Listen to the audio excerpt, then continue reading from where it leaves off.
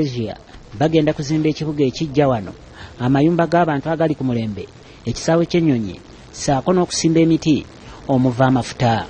Bwe babadde mu lukuŋŋaana lw'abamawulire ku Uganda Investment Authority mu Kampala, bano nga bakulembeddwamu Zulina Aman nga yakulira Bionance Investment Group, agamba nti basobola bulungi okukyusa Malaysia n'eva we yali emyaka 40 nga kati ebalirwa mu mawanga agakulaakulanye. Ono ategeezezza nti bagenda kuzimba amayumba akakadde kamu n'ekitundu nga beeyambisa tekinologiya owa greenhouse. Bannayuganda bangi basobola okukulaakulana. On 2 blocks in Koboko districts. All right? And after the groundbreaking, we will implement the 15 blocks first.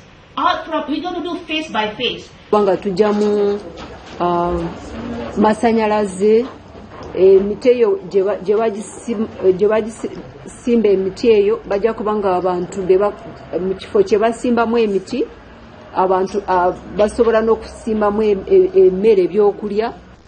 Ayongeddeko nti baliko emiti gye bagenda okuleeta kuno nga bannayuganda bagenda kuba nga batandika okugisimba nga gyakuvaamu amafuta, era nga basuubira nti mu mwaka gwa 2020 we gunaatuukira nga Uganda etandise okuva mu luse lw'amawanga amawejjere olwo esobole okudda amawanga agakuze.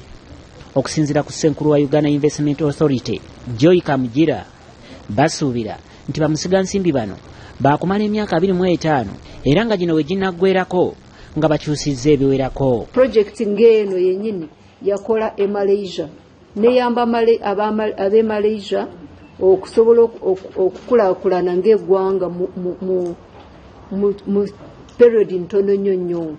Era bano balina essuubi n'okuzimba enguudo eziyita waggulu okusobola okumalawo omujjuzo gw'ebidduka mu Kampala nga bawadde n'ekyokulabirako ebbanga lye bamaze ery'essaawa 3 okuva Entebbe okutuuka mu Kampala.